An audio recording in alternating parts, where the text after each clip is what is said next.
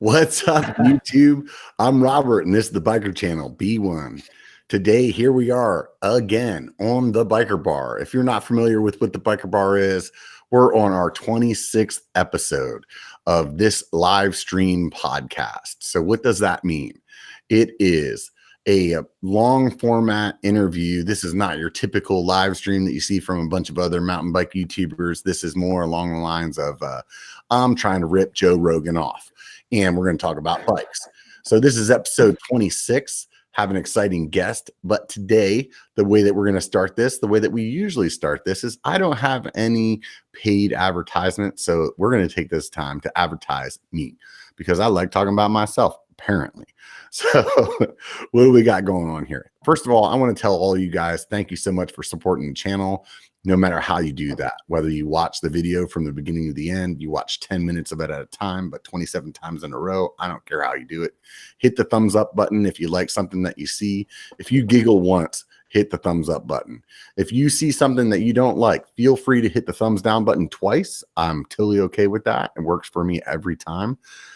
Outside of that, I have a Facebook and an Instagram channel outside of YouTube. So if you could please stop by at BikerB1. I actually have a Twitter as well. I guess it's just called a Twitter. I have one of those Twitter things. I have a tweet thing.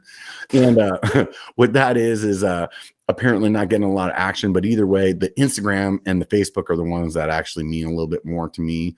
So if you could swing by at BikerB1 and follow that or subscribe or put the thumbs up, whatever you have to do to make that thing be part of your normal daily routine, do that. The Instagram and the Facebook, they're both the same content. So if you're only going to do one, or don't do them both because you're going to see the same thing twice. Either way, it's definitely good. There's a lot of extra content that comes there. And if you want more content than that, you can stop by my Patreon. That's easy to come to. It's patreon.biker.com, or you can go to patreon.com/biker, or there's probably another million ways that you can go about it. But that's the way I'm going to explain it today. What you get there is access to my coupons that I work out with different vendors that we talk to on the show, as well as some extra content here and there. If you really want extra content, then you can join the $5 a month. I think I call it the Happy Hour Crew. And what that does is give you long cut videos of my POV stuff, as well as early release of that stuff too. So if you have it in you to support my beer habit or possibly my bike part habit, stop by Patreon because that means a lot. I actually took all the ads out of my videos, so there's no ads in the middle of the videos anymore. I'm just relying on you guys. So it basically, if you want to keep seeing me do this stuff, please hit the thumbs up, hit the subscribe, or stop by Patreon and support me that way. It means a lot. It definitely means a lot. I want to mention I'm wearing a little Worldwide Cyclery hat today because that's just what I pulled out of my closet, and it just so happens to be that the guest that I'm having on tonight also has a deal with Worldwide Cyclery. So let's do a little bit of introduction here. We got Mo from the Mo Awesome YouTube channel. Tell me, Mo, what's going on over the other side of the YouTube? Not much, dude. So my name is Mo. I'm from Awesome MTB, and we're basically, me and my fiance Hannah, we run Awesome MTB, and it's we basically just create mountain bike content. We live in a van full time. We coach mountain biking. We do tours and all that stuff. But more importantly, we just go out there and have a great time, travel a bunch, and do dirtbag things. Dirtbag things. I think the first question that comes to mind for me, like every time, why Mo Awesome? What's the deal with the awesome? Yeah, you obviously, I don't think you were born with that. I mean, if you were born with the name, so surprisingly, I'm not conceited. That's the. So basically, I used to work in a bike shop, and the owner of the bike shop, I'm not going to name names, he was definitely a little bit more on the hippie stoner type. Mm-hmm. And one day he was looking at my last name, and my last name is actually spelled ASSOUM as in Mary. Mm-hmm. And he looked at it, and he was all like, "Dude, no, your last name's awesome." Like literally, like spelled out. now I'm digging it. And then the Mo from like my full name is like really long, and it has like an accent in there, and so I used to play basketball, and a coach just looked at my last name, and he's like, or my first name. He's like, I can't say that. I'm just going to call you Mo. So the combination of both, and I became Mo Awesome. And then that was like the best thing that happened for me, marketing wise. You can't pick your own nickname, right? Yeah, and it was like, and then so originally when we were thinking of, because it was just me at first, when I was thinking about like what I was going to call my coaching program, I was going to call it Mo Awesome MTB. And then Hannah came into the mix, and I thought about it, and I was all like, let me just drop the Mo, and then it just becomes Awesome MTB. There you go.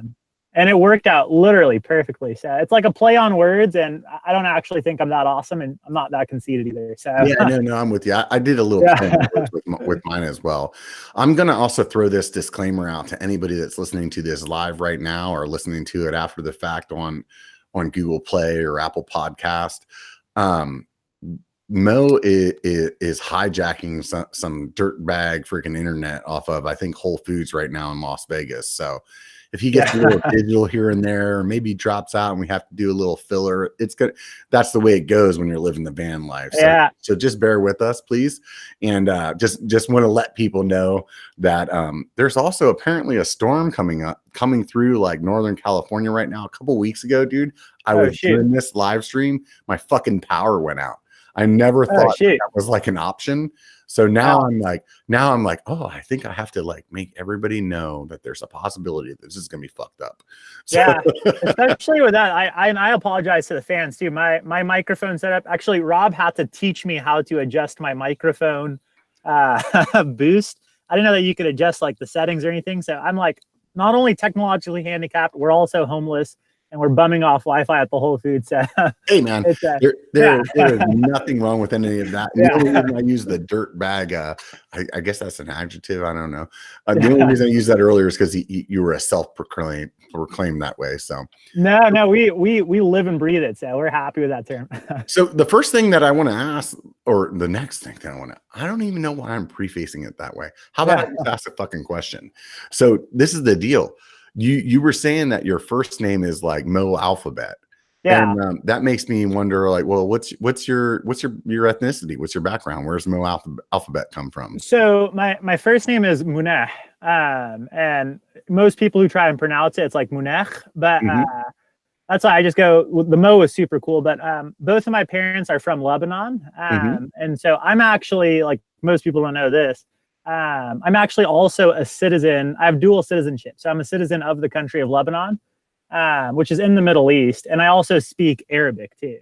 Oh, and dude, it's like, cool, man. Yeah, it's like not the most useful language for mountain biking.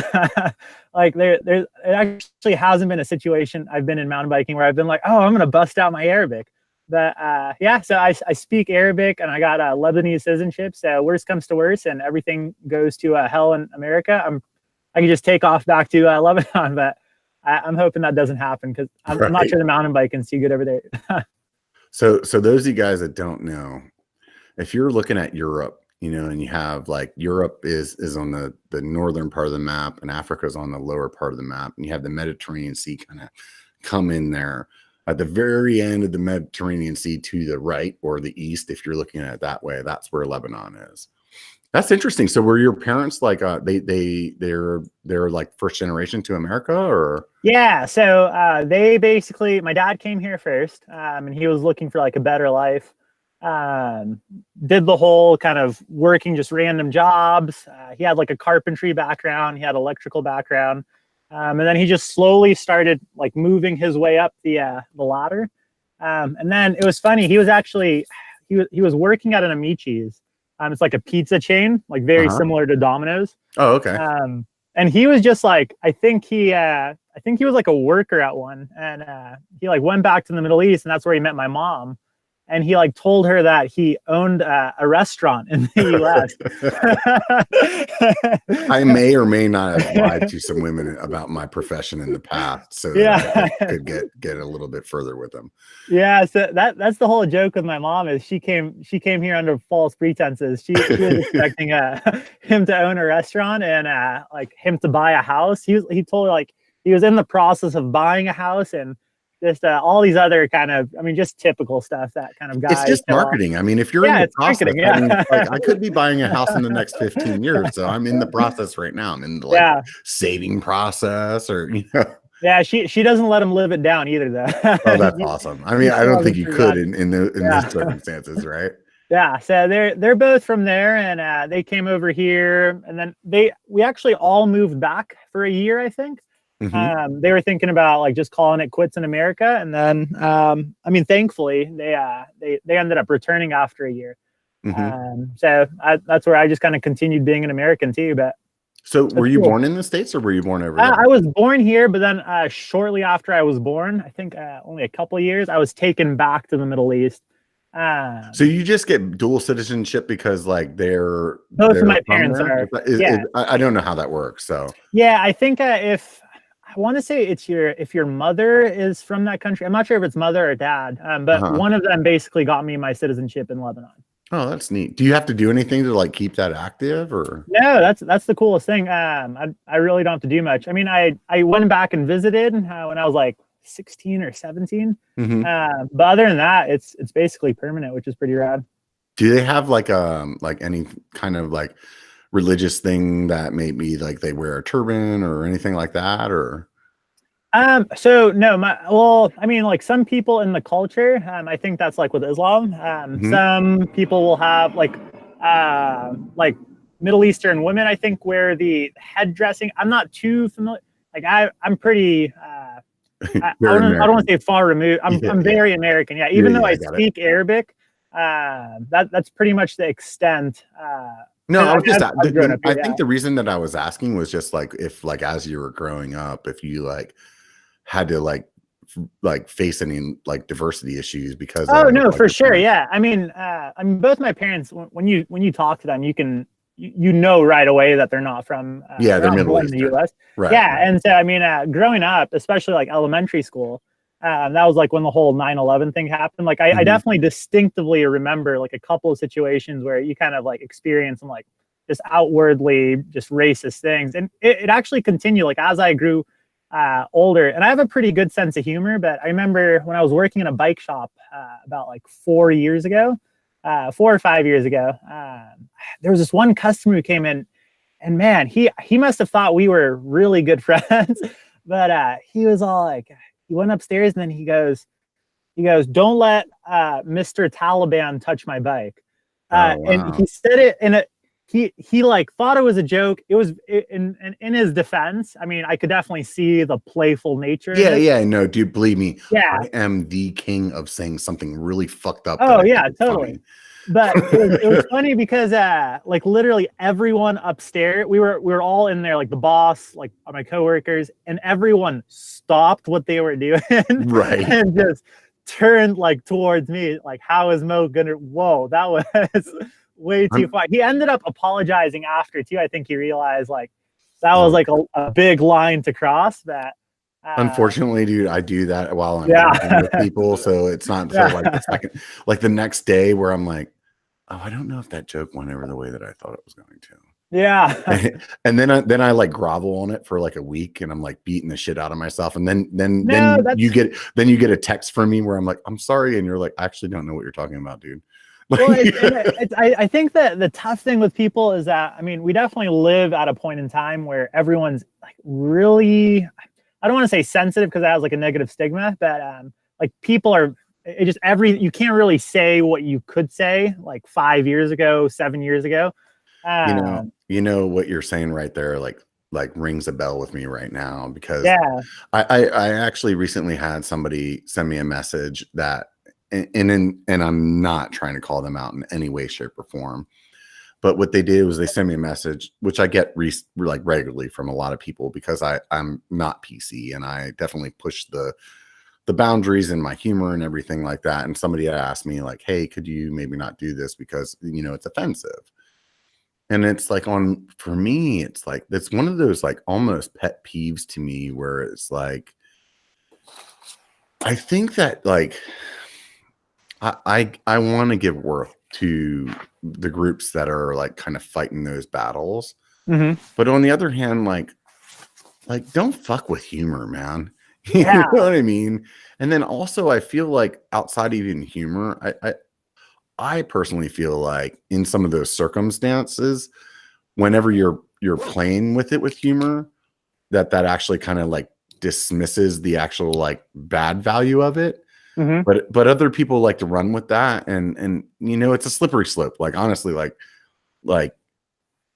I get both sides of the story, but on Yeah. the other hand, I especially like I feel like with humor, it's like if we let like the complete PC nation just come like avalanche over Yeah. top of us, what's going to be funny? Like you're not going to Yeah. be allowed to laugh at anything, right? Well, I think that's where a lot of like high profile celebrities are struggling right now. Like, I mean, I keep up with like all things news. I'm always on YouTube. And you just see so many like stories where, I mean, wasn't it just like recently, what's that comedian, the really funny one that got asked to host that one big Oh award yeah, ceremony? yeah. Little short dude. Yeah, what was his name? Oh God, I can't believe if we keep stalling as we're trying to think of it, it'll pop up in the chat here. But Hopefully they'll basically, save us. yeah, I mean, he was. I think he like had a tweet from like 3 or 4 years ago, and it just kind of just resurfaced now. And he's a comedian, and he was telling you like in his comedic kind of sketches. Kevin Hart. Kevin Hart, yeah, and he's just freaking eating it right now. Like people are just braiding him left and right, and you really kind of have to like. It's I don't know. Language is a very interesting thing because like language is essentially communication. So.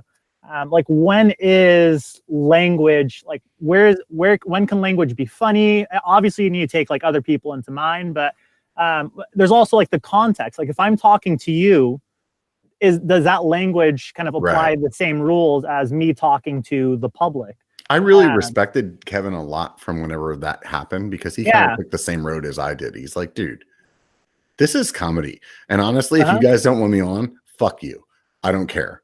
Yeah. You know what I mean? He's like, because I just like making people laugh. And if you guys don't want me to make people laugh, or you don't like how I make people laugh, then move the fuck on. Yeah. You know, essentially, I mean, that's what he said. I'm sure I paraphrased it in a much more un-PC manner, but at the end of the day, it's kind of what he said. Yeah. So apparently, people want to hear us talk about bikes. That's weird. No, dude, I'm freaking. I don't like talking about that. No, it's all good. So you grew up in LA, right? Yeah. So I grew up in LA, and so if people want, like, I'll start incorporating bike into the mix. I actually never even knew what mountain biking was growing up.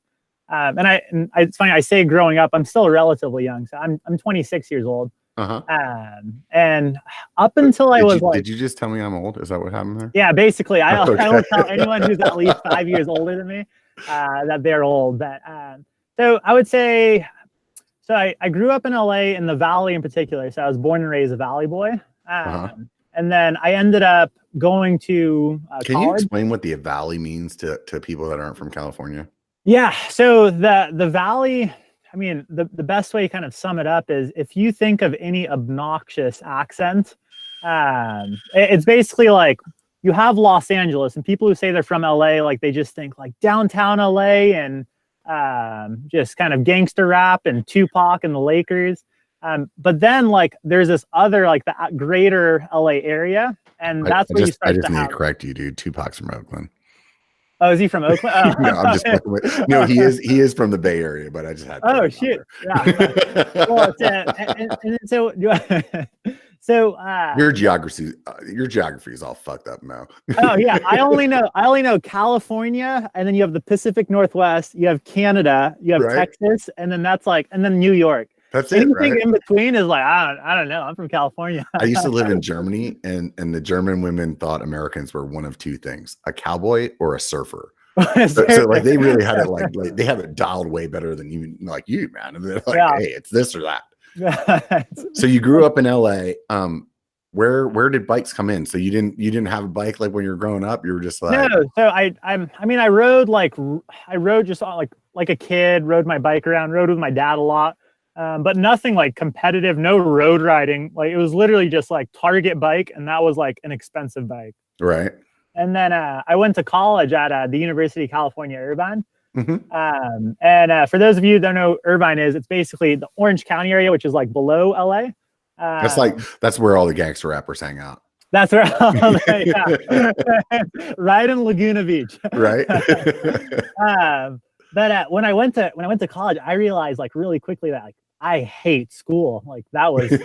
I almost went to school to Irvine too, man. I when I was going to college, I wanted to do be like a sound engineer, you know, like recording artist, and they had a really good program in Irvine. So I'm familiar with what you're thinking. Well, when I finally got there, and then I realized like, oh man, college is not for me. And I started off with like an engineering major, and I was like, man, I do not like this whole like sitting in like a classroom learning thing. But like your parents were stoked. They're like, he's going to be an engineer. And you're like, no, I'm going to live in a van. Fuck you guys. My parents were like so hyped because like everything that like the plan, I guess, was like going perfectly. Like they came to the US, they had a son. He went to college. It was a really good. He's going to be an engineer. He's going to have an engineer. And then I was like, this whole school thing is just like, I don't get it. And so I remember I had a roommate named Yanni, and Yanni loved to try new things. Like he didn't like to commit to any new things. He just liked to actually try them. Right. And I remember he asked me one day and he's like, dude, you want to try mountain biking? And I'm like, what's that? And then he's all like, there's a Santa Cruz demo. It's a really big company. I didn't even know who Santa Cruz was. Right. And I remember I went with him to go try it out. Geographically, you didn't even know where. I didn't even know where it was. But I remember showing up to the demo, and dude, I thought it was the hardest, most ridiculous freaking sport in the world. Right. And I was hooked. And that was weird too, because I grew up playing basketball, and I actually thought I was going to the NBA at one point in high school. And then I actually tried out for the high school team and realized I sucked. Dude, that is exactly how I feel every time I make a mountain bike video, dude. I'm like, I think I'm going to be YouTube gold. And then I fucking put it online and I'm like, nope, you suck. It was the absolute worst. See, I went to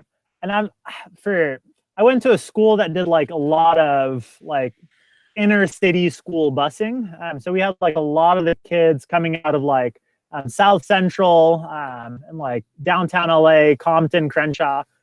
Like they were just kind of busing students to our school, and that was kind of awesome. Like you have like social diversity and stuff, but then you also had like really good basketball players, like amazing. Like we had like, I think it was Jordan Farmar went to our school. He used to play for the Lakers, and just like all these, like they were just like way bigger than me, way better than me, and I like was quickly humbled. How tall are you? I'm like 6'2", and that's like, so you're like me, so you're a bigger guy then. Yeah, I'm a bigger guy, but I still got dunked on at tryout. Oh yeah, and I was like, dude, okay. I'm tall unless I'm hanging out with basketball players. You know what I mean? And then you're short, and those guys are humongous. Dude, at 6'2", it is the weirdest thing. Whenever I have like, and maybe guys that aren't as tall as me won't relate, but let me explain this to you. If I ever have to make my eyes move up to look at somebody, or even move my chin up to look at somebody, it is so fucking awkward. And like, I'm not used to that, you know? So like if I'm around somebody that's like 6'5", I feel like a fucking peanut. And I'm like, man, this must be what it like some women that are like 5'1" or 5'2". I'm like, oh my God, this is like, I understand why they're like, they feel like intimidated by people and stuff. I'm like, holy shit, dude, because this is nuts. I never have to do that, you know? On the other end of that, sometimes I forget how big I actually am, because I'm about 6'2", 210 pounds. And I look pretty scraggly most of the time. I got the long hair, I look kind of dirtbaggy. And it's funny, sometimes like me and Hannah will be walking somewhere, and I'm like, I would consider myself like a little mouse, where like I look really big, but inside I don't like fighting or anything like that. And I get kind of scared out sometimes. Like I'm very like cautious. Yeah. And I'll see like someone or like a group, and I'd be like, oh man, that's pretty sketchy. And then she'll look at me and she'd be like, what the hell are you scared of? you're twice the size. And like, we'll be walking and they almost look like they're scared of me. Right. And that's when I kind of realized like, oh, wait a minute. So how tall is Hannah? Hannah's like 5'8". Oh, okay. So she's a pretty tall girl too. She's pretty tall too. Yeah. So it all works out here. Yeah, my lady's like 5'11", so oh wow, between the two of us, like we both think like friends of ours will come over to our house and they'll be like, oh, where's that at? And we're like, oh, it's right over here on this shelf. And they're like, I need a ladder to get up there, guys. We go over to friends' houses, you see all the dust on top of their refrigerator. Yeah. And shit. You're like, oh wow, you guys never cleaned up your fucking dirt bags. Yeah, all people problems. Right.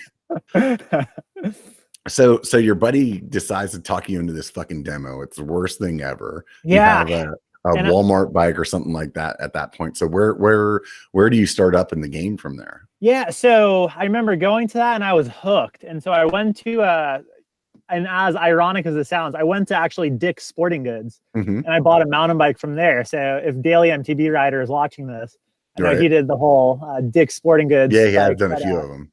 Yeah, I bought one from there. I took it out for a ride. I went with my dad. He's like, what do you want to do? I was like, let's do mountain biking. The sport's amazing. And we climbed this hill next to my house. And dude, my dad freaking was way ahead of me. I felt like puking at this point. I was like, which it's funny because looking back at it, I'm like, wow. Like I have come so far in terms of riding. Cause I just remember like feeling like my intestines were going to come out through my throat. And I was just like, how do people do this thing? And we got to like the top and then we just had to go down a fire road and we were crawling, dude, freaking out. Right. And then after that, it was basically like literally all downhill from there. That's the hardest thing to remember when you're teaching somebody or taking somebody out for their first time. Like it's so hard to remember how much fear you have. And B, like, actually how hard it is. Like, look, dude, I'm not a fucking pillar of fitness. I don't look like one at least.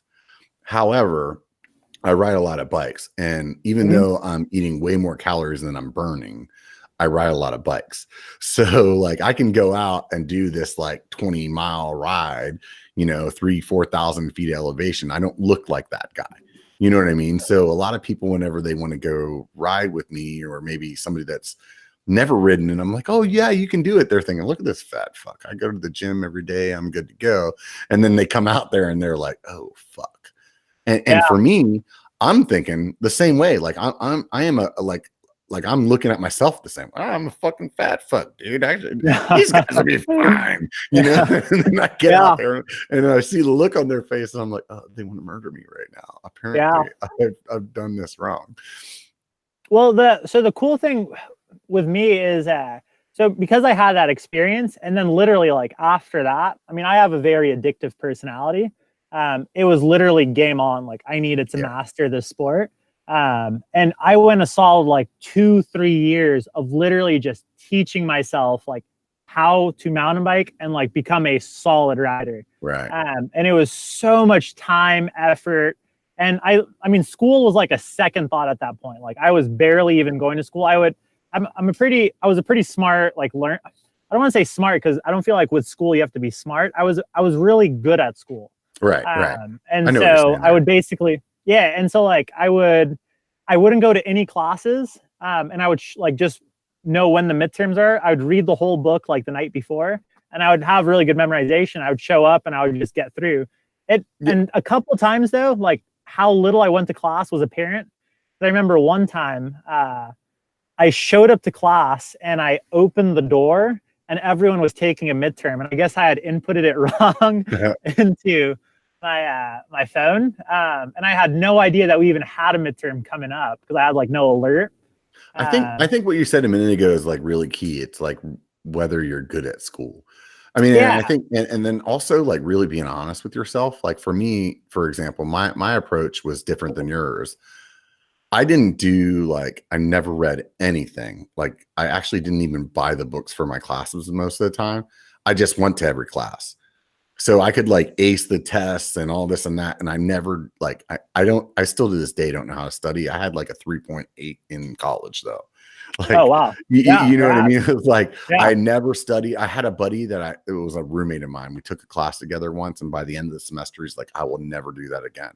He's like, you were up all night long partying with your friends, and then you read my notes on the way across the parking lot to class. You got an A and I got a C. So like, that's awesome. But it's the same thing what you were saying. It's a good memory, but I think it's just like really like learning how you learn and then being able to kind of like go with that. Oh, for sure. Yeah. And that's like, I don't know. It's one of those things where, I mean, there's this whole emphasis on like schooling and going to school and all this stuff. And like, don't get me wrong. Like, I definitely think there's like some important part about education.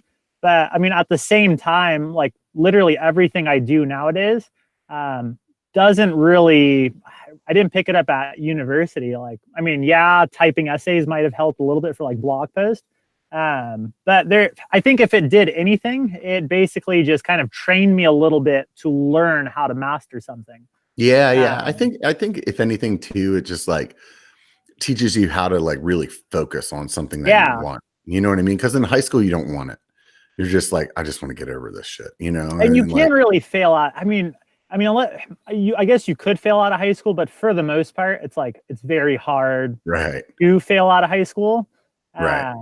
With college though, like I remember at one point in time when I was an engineering student, I almost failed out because I wasn't like, because with that, it was definitely tougher to kind of BS.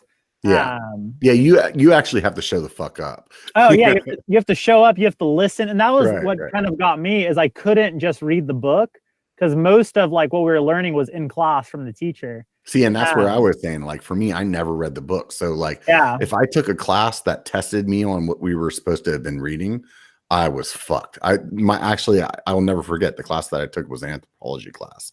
Yeah. And she would like be questioning you on like paragraph 2 of page 27 out of 70 that she wanted you to read, and I'd be screwed. But for the most part, just showed up.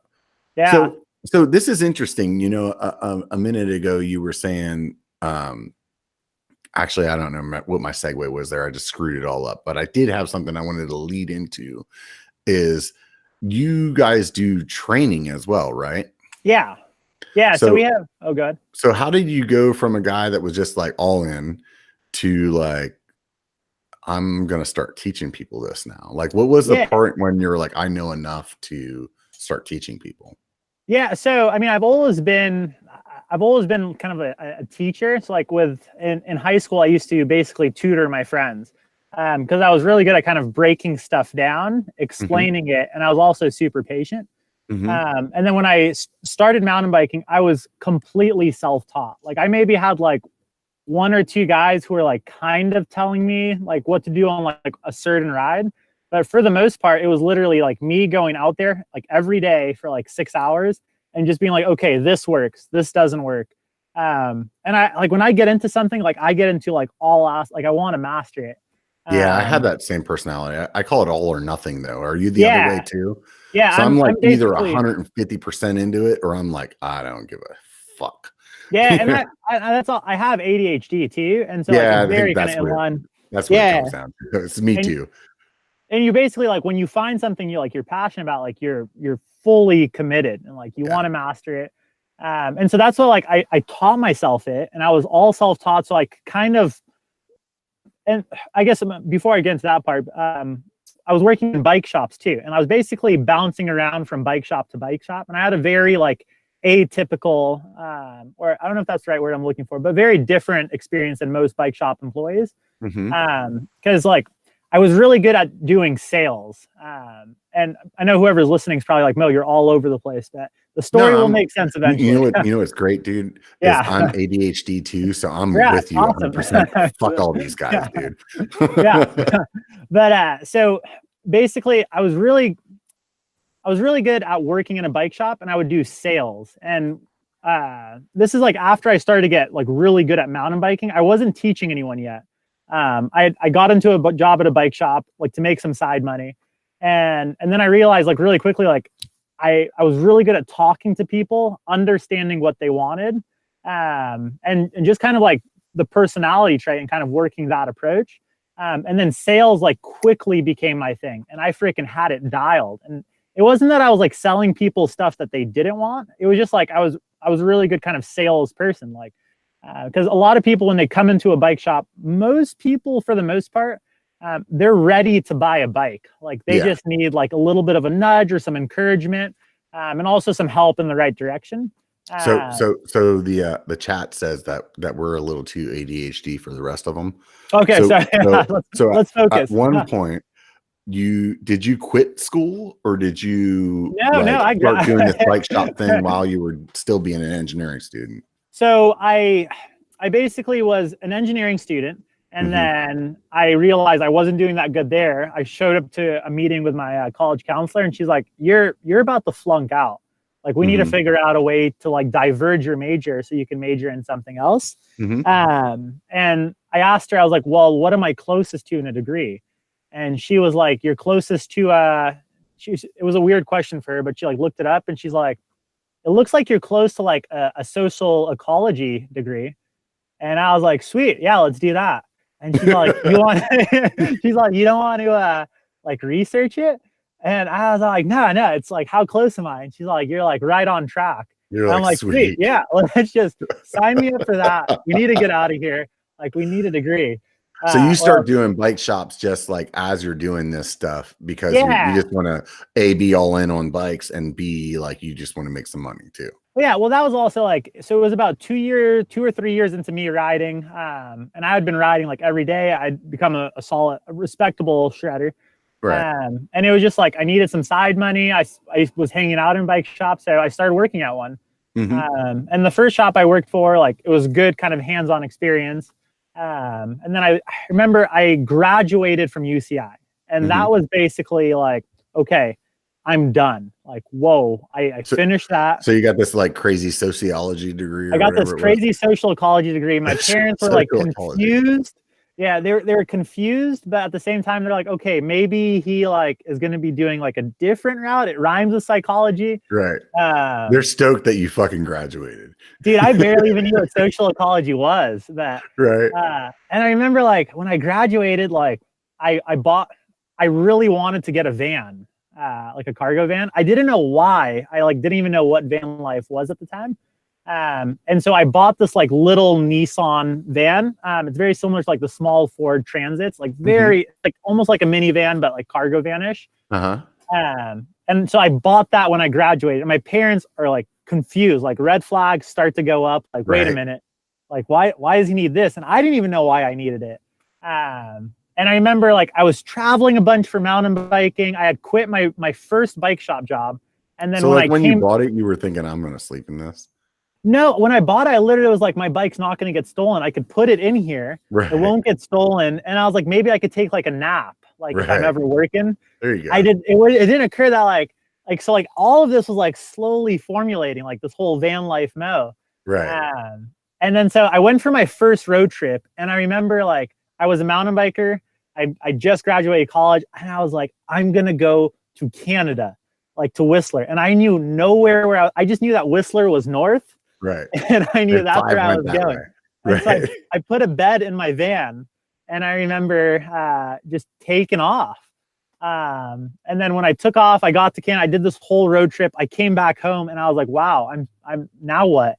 Because like you're fresh out of college, like you really don't know what life is. And, you're just so confused. You're like, wait a minute, like, so I did something. Because like, I mean, all throughout growing up, there's like stages, right? Like you go to middle school, then you have high school, college. I'll tell you, when you have a goal to do something like that like at that age, and you actually accomplish it at that age, you actually didn't think about what comes after that.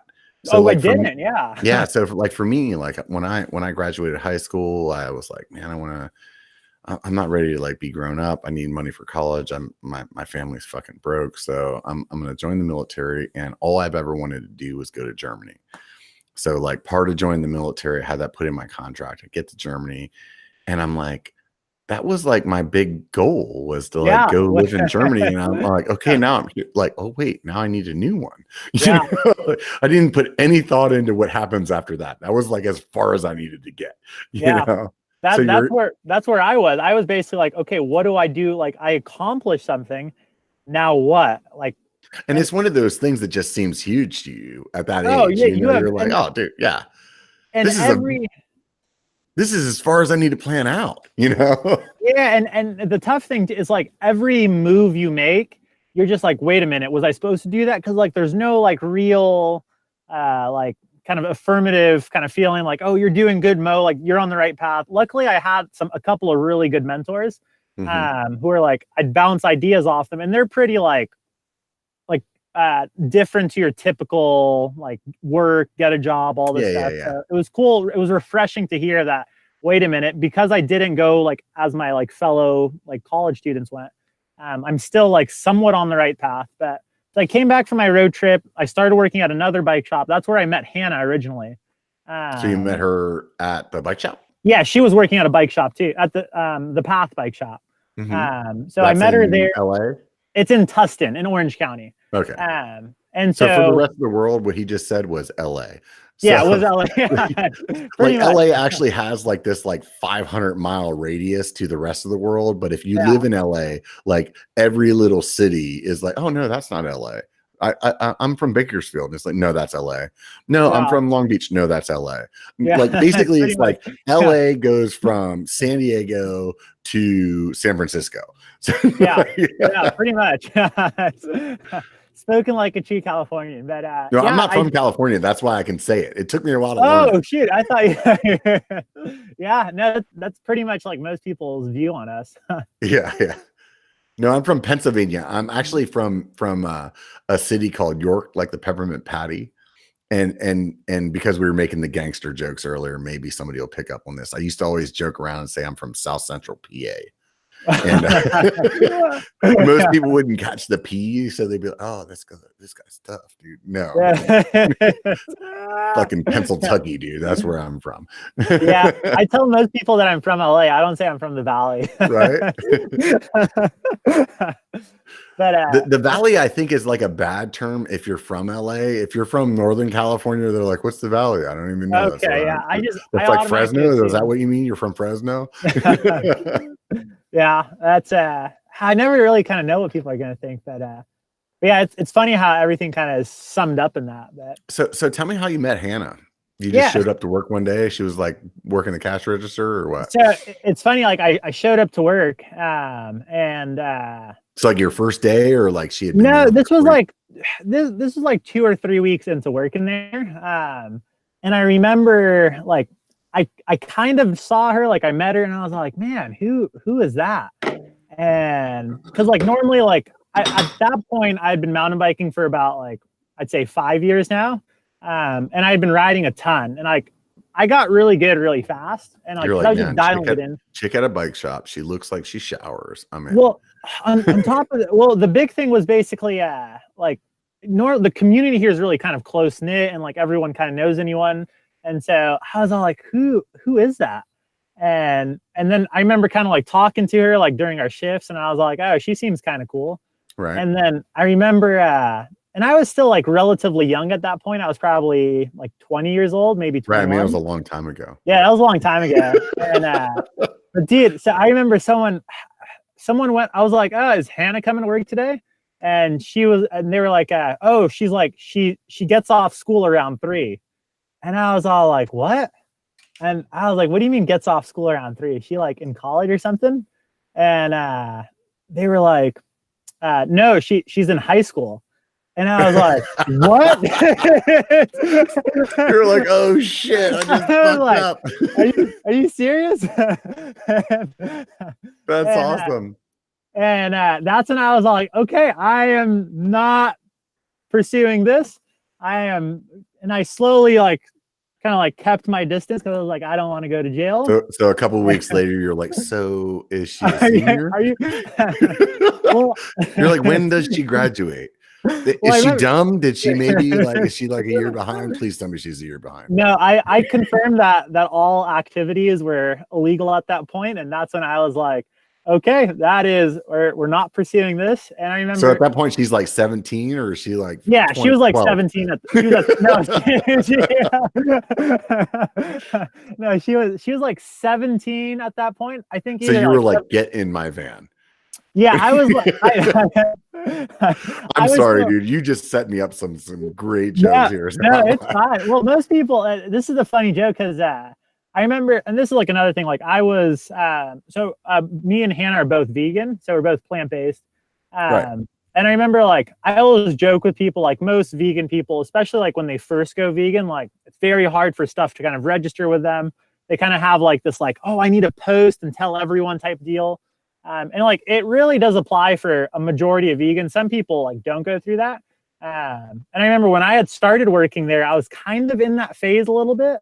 Dude, and then I'm going to cut you off. Please go ahead. keep your train of thought. But it just reminds me of this joke I heard the other day. Yeah. I don't remember if it was on Slack with the other YouTubers or whatever. And it was like, if a vegan and a CrossFitter and a YouTuber walk into a room, like who's going to tell you the most about what they're into?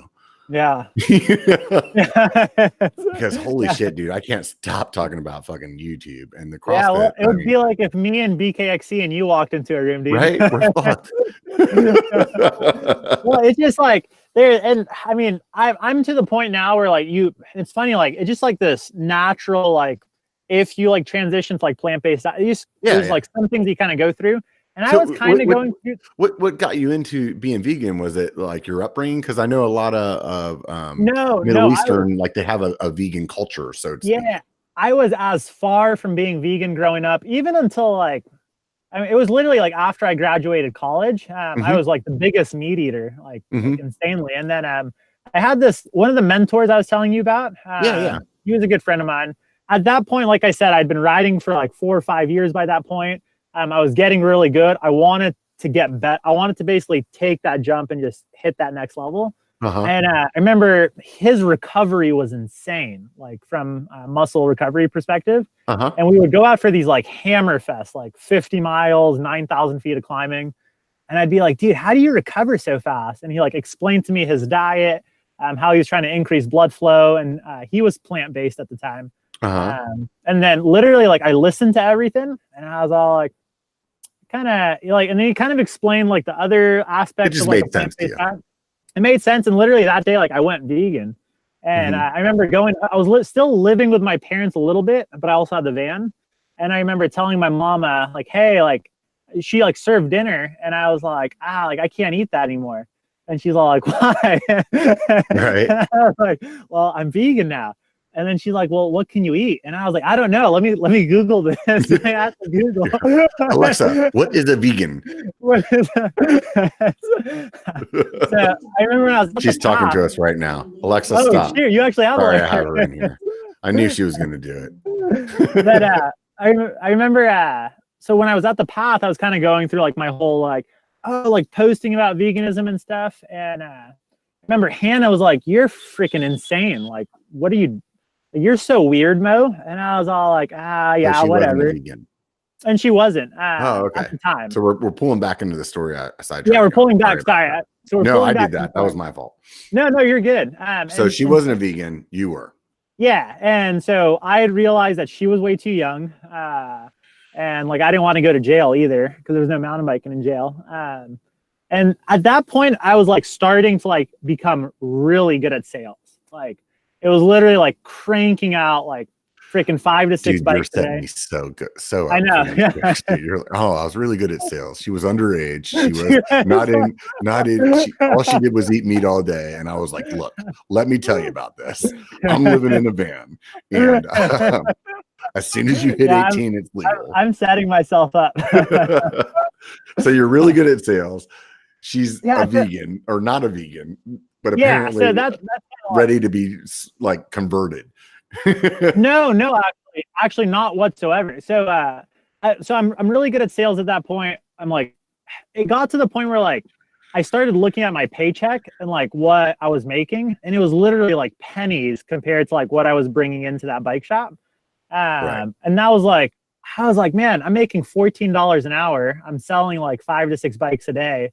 And then I was all like, this doesn't make sense. And like, I asked for a raise and I was expecting like a pretty substantial raise. And I think like, he was like, yeah, dude, I completely agree. You're like the #1 like guy right now in terms of sales. I'll give you like a 25-cent raise per hour. And I was like, what? That doesn't make sense. Like the numbers aren't making sense like on paper. You're all, did you know that I used to be an engineering student? I actually know how the math thing works. And then so that's when I just quit. And it was kind of weird too, because like most bike shop employees, like there's this whole kind of like you need to stay at your bike shop and have this loyalty thing. Right. But so I like just quit and then I traveled and then I came back and I went into another shop and I was like, hey, I'll sell bikes. You want me to sell bikes for you? And they're like, yeah, sure. And so they brought me on, and like my job quickly just became like selling bikes, like show up whenever you want, Mo. So you left Hannah at the other shop when you quit? I did. I left that. I left all that You're legal. like, I'm over her. She's not 18. Yeah. And so like I went about like my stint of like just working in bike shops, selling bikes, making money, and then quitting my job and traveling. But like when I was working in the shops, like I would meet like all of these reps. I would talk to all of these reps, and like I quickly learned like the whole industry thing from there. So like I was sitting in at sales meetings for like national sales meeting with Santa Cruz bicycles, like really weird things that, because I was so passionate about riding and I had like no other commitments besides mountain biking, I was able to like literally just like submerge myself in mountain bike culture. And I learned so much, met all of these people through traveling and all this stuff. Fast forward like 3 years of doing this. I started to teach people how to mountain bike on the side. Like there was this one girl who was all like, hey, her name is Danielle. And we joke that like she's our spirit mom. But she was basically like, I need some mountain bike lessons. And then I basically became her coach. Right. And it was basically just a side thing, like $100 for a lesson, like on the side. I wasn't even like, and then so I started teaching, and then she like made leaps and bounds in terms of improvement, like insane. You're like, holy shit, I might actually be fucking good at this. And then she started referring people over to me, and that's when I was like, wait, what? And so like people started getting my number, and like I would coach them, and then they would refer to me their friends, and like all of a sudden, like I had all of this business, and I didn't even consider myself like a mountain bike coach, like professionally, or a businessman. Yeah. And so I was just making the side money to basically allow me to like basically quit my job whenever I wanted and just travel. And it was just this crazy, like I was basically being like that typical surfer van life kid. I also surf too. And it was just like, I was kind of living my life and doing my thing. Are you in still the old Nissan van? No. So I don't know if you guys can tell, like we are. Like, no, I mean at that point in your life. Oh, I'm still in the Nissan van. Yeah. And I remember looking. I saw a picture of an old like black van. Was that the one on your Instagram? Dude, I'll send you a picture. I'll text it to you. Okay. Dude, what me and Hannah used to live in. So that's gonna. We'll get there. We'll get there. Yeah. So we digress. So keep going. So yeah. So basically, at this point, I'm coaching on the side, but I'm not realizing, because like everything's kind of just happening, and I'm not realizing that I'm making way more money coaching than I am in bike shops. Right. And at this point, I'm like looking at everything, and I'm like, wait a minute.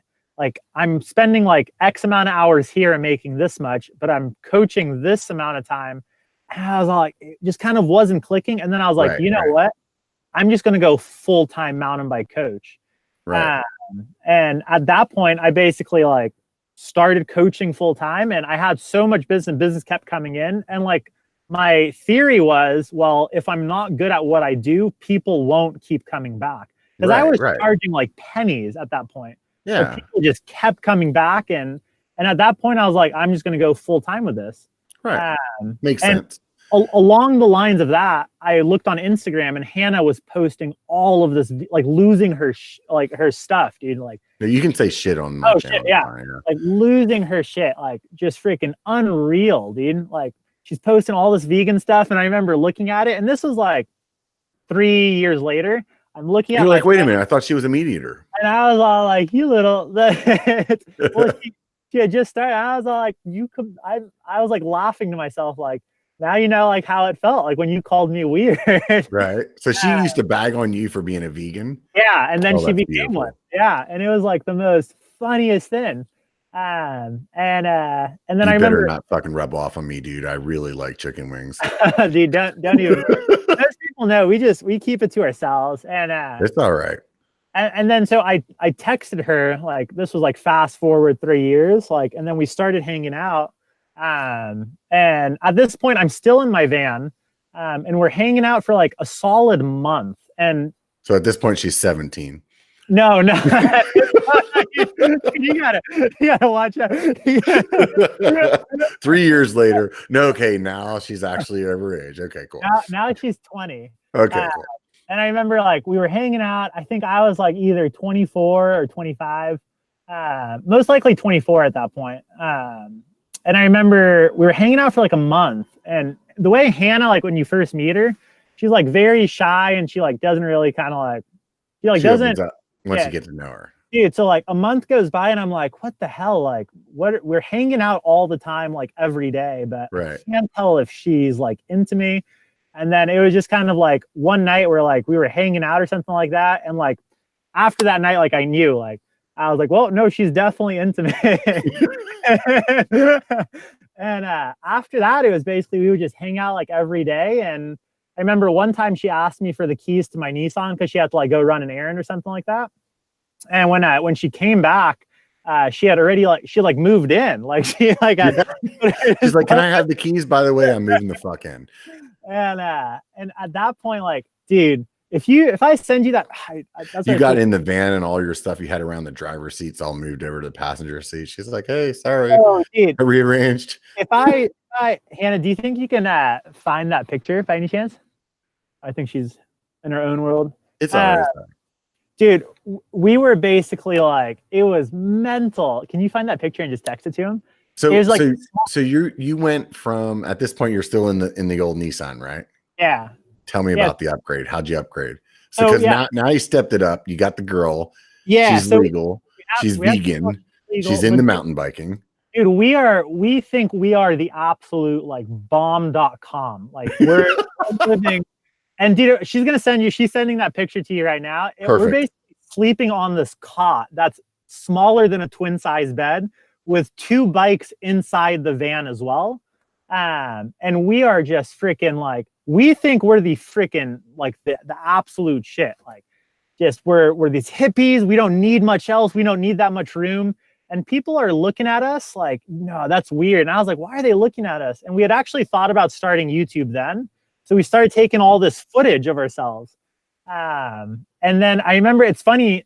So when you guys first started thinking YouTube, were you thinking like van life YouTube, or were you thinking like mountain bike YouTube? We didn't really know. Kind of like a combination of both. I think originally our first concept was like we might do like van life and travel. Mm-hmm. And then I was coaching, and then I started coaching full time.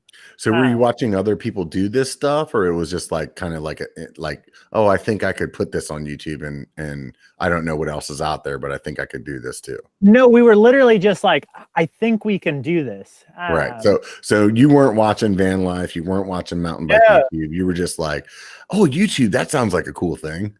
Yeah, like I'm as you saw before we set up the show, like I'm technologically like handicapped with certain things. Mm-hmm. And I was like, I didn't really understand what YouTube was. And the funny thing is, BKXE, like he actually hit me up on Instagram and said, hey, dude, do you want to ride? And so I remember going up to NorCal to ride with him.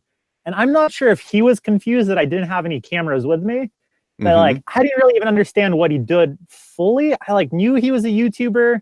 But like, I was like, I missed the part where you said who you were talking about. I started reading the chat. Who were you talking about right there? BKXE. Like, okay. So this was like, so you agreed to meet with BKXE. You had no clue who he was. I kind of knew that he did like YouTube. I didn't even understand it was a thing. Right. And then so he like started telling me, he's like, dude, you kind of have the personality of like doing YouTube. And I think I started a channel and I put up some like video clips of me, and he like was super nice to me. And that's why like I really look up to BKXE. Is because dude, I wasn't even a YouTuber at that point, and he like was reaching out, like giving me all these tips, and it was just super solid. He saw it. Yeah, super solid of him. And so like at that point, like we had just started our mountain bike coaching full time, and it was kind of like in line. Oh no, that was actually a little bit after. So we decided we needed a little bit more room, and we looked at like there's 2 people now. We can bring in like 2 different incomes and whatnot. Let's step up to a Mercedes Sprinter van.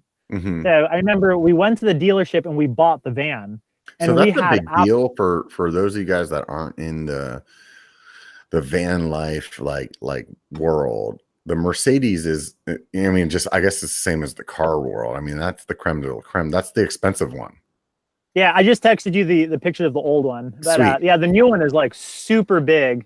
Yeah, so I remember we went to the Mercedes dealership and we did a bunch of research before. And we actually have like a full van tour coming out soon. And the reason why we went Mercedes, but long story short, we're like, let's just get one and let's build it. And by now we're watching van life content. Dude, we had absolutely no idea what went into building a van. And the funnest part about everything is, so we bought this van and we literally, we built it while living in it, like in a Home Depot parking lot. Dude, and like, dude, that's the best way to do it though, because you actually don't have far to go to the store. Oh, dude, we had no idea, like we had no prior carpentry skills. Like I had never used a drill. I had never used like a jigsaw, and like all we had was a jigsaw, a drill, a hammer, and like some screwdrivers. And literally, like, we built this entire van, like, while living in it. Nice. Like, in the Home Depot parking lot. And then we started the Awesome MTB coaching full-time. And then after that, it was basically just this spiral forward. And I was all like, maybe I should start a YouTube channel for marketing for coaching. And when so did you start your channel? I don't know how long your channel's been up. About 7 months ago. So 7 months, and you're at like almost like 6,500, 6,300, something like that. Yeah, I think like right around 6,300 last time I checked. Yeah. But that's really good, dude. That's really good. What do you attribute your growth to? I would say the fact that we actually have time. I would say that's probably the biggest thing. I mean, obviously, like personality has something to do with that. Personality also. I mean, personality. Hannah. I mean, I'm sure Hannah's like a huge part of it as well. Yeah, you know, I did watch like I said to you before we started, like it's just impossible for me to watch everybody's channels and have my own.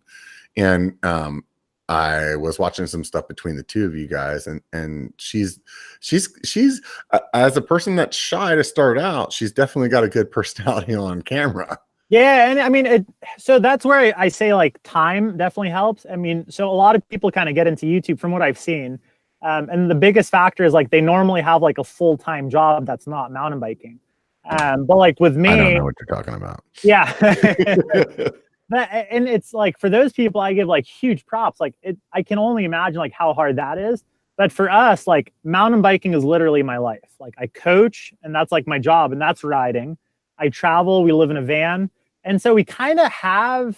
It was funny, like some people, I feel like and this is just like based off of my personal observations, like they structure like the life they live around what they want their content to become. For us, it was literally, we had the life that we were doing. And then we're like, wait a minute, we check all of these boxes that like, I feel like would be enjoyable content. Like we live in a van.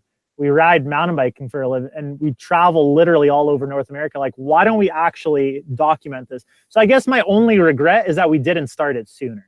It's because like I've been to a lot of really rad places that most people have never been. Like I've surfed on like an island off of Canada, like Vancouver Island, Tofino. I've been to like these really random spots in like the middle of nowhere for riding. I've ridden with like some gnarly shredders, pro riders, ridden with Gwyn and all this stuff. And I didn't even know what YouTube was when I was doing any of that. So yeah, I know. And I think a lot of us that you do YouTube, we all look back and feel that same way. But at the end of the day, there's so much more life to live, right? And dude, I look back and like, it's crazy because the way I envision like at one point in time, because the mentors that I had like played a huge role into like who I became.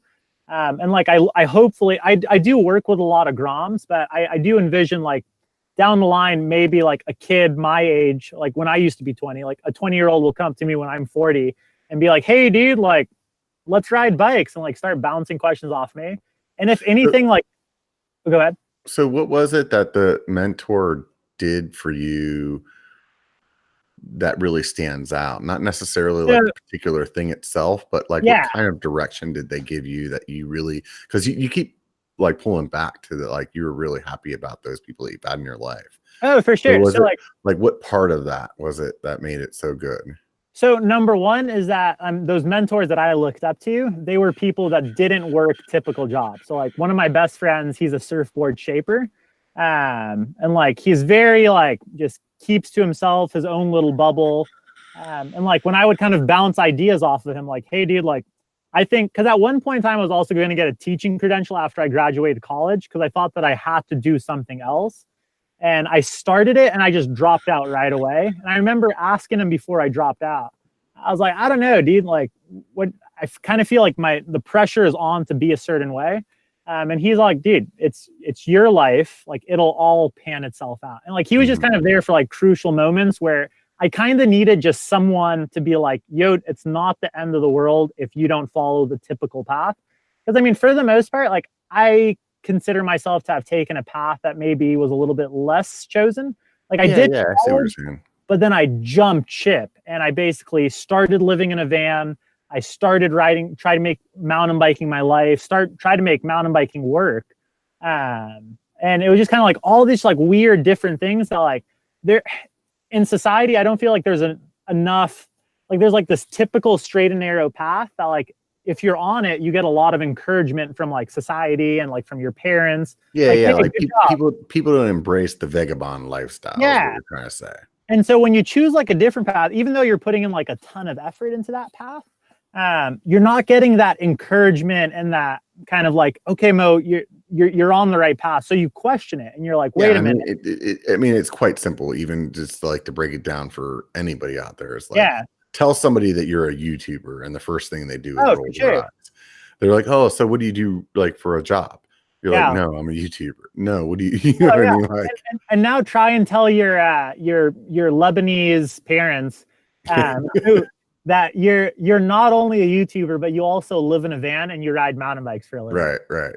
Like, and see how that plays out. So they're just not like very well.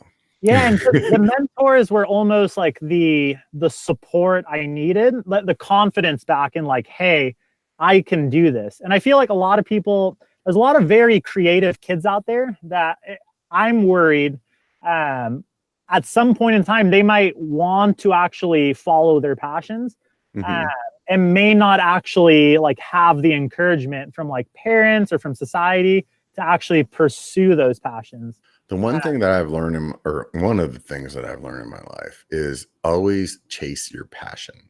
And if you chase your passion and you're honest with yourself, you'll be successful. Like, you can't chase your passion and be like, I want to be an astronaut and not go to college or not learn how to fly a plane.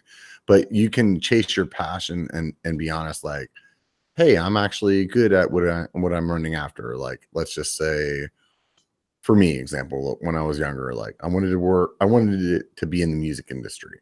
So it was like, chase your passion. Yeah, I could have a band and try to get famous, or I could go to school to be like a studio engineer and then also maybe go to school and try to learn how like radio happens to get into that.